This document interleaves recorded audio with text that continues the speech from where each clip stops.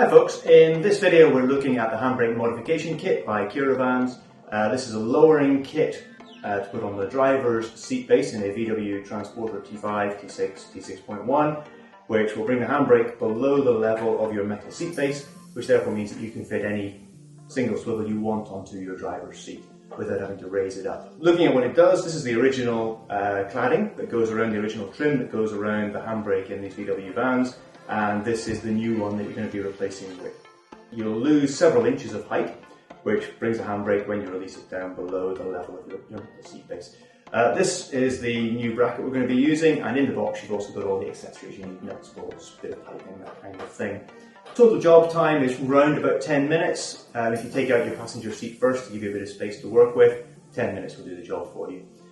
Big advantage of our kit is that there's no cutting, no drilling, no destructive work to be done on the original VW seat base and handbrake kit, which means that if you do ever need to revert back to original equipment in your van, whether you're selling it or whatever, you can simply take out your handbrake modification and reinstall the original. Let's have a look in the van at how you do the installation process.